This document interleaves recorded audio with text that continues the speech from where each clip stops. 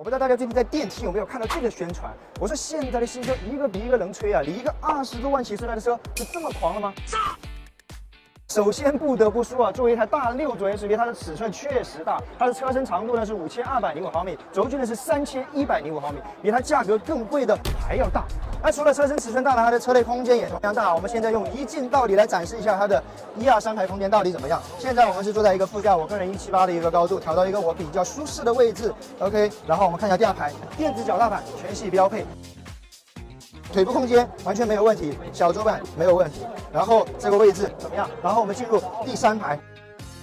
要知道，就是这个第3排的一个座椅舒适程度，它的坐垫的高度非常重要，还有360毫米，所以说你是真正的坐在第3排，而不是像以前这样蹲在这里。买过以前的7座的 SUV 的兄弟们都知道我说的什么意思。而且现在它的前排的空间还有一圈，我甚至在这里可以翘2郎腿，而且 S09的侧气帘长度达到了惊人的2700毫米，就算是第3排的乘客也有充分的安全保障。就问问这个第3排的表现。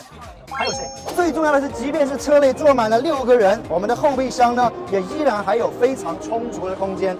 给大家看一下，这里面一共装了7个20寸的箱子 ，OK， 然后1个，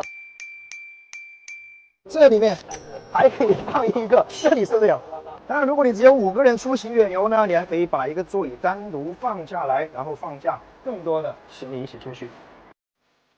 除了空间大呢，它的屏幕也大。现在驾驶员正前方有一块43英寸的 AR HUD， 右边呢有2块15.6英寸的 2.5K 超清屏，后排呢还有一块21.4寸的3K 吸顶娱乐屏，而且全车都搭载了鸿蒙智能座舱。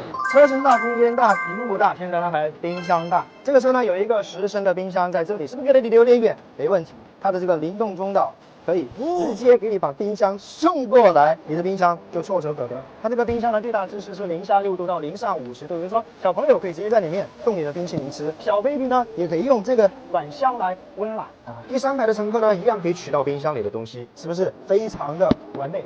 那除了空间大呢，它的这个所有的舒适性配置也非常丰富啊。第2排座椅支持这个加热通风按摩，还可以支持一键零重力，只需要按一下呢，我的这个座椅就自动调到一个最舒服的状态。副驾驶的座椅也会往前来保证我的一个腿部空间，而且可以看到，我就是零重力的过程中呢，我的座椅会从边上往中间去挪，来保证这个座椅有最舒服的空间。而如果你平时不需要零重力的时候呢，它就会座椅自动往边上挪，来保证这个中央空度的宽度，方便第3排的乘客上下车。现在的新车呢，除了得拥有冰箱、彩电、大沙发，还得有一个好支架。那这台车搭载的是1颗激光雷达、3颗毫米波雷达，还有11颗高清摄像头。最后软件呢，用的是华为的乾坤支架 ADS 3.3，可以让你轻松应付各种路况。当然，这么大台车它开起来、坐起来怎么样呢？首先它搭载的是 CDC 的可变避震和这个空气悬挂，它是可以根据时速来调整这个车辆的高度，也可以根据路况来调整高度，可以同时保证它的燃油经济性和通过性，还有舒适性。最后是呢 S09上面这台超级增程呢，它的一个4.0T 的纯电续航就有210多公里，所以说你日常通勤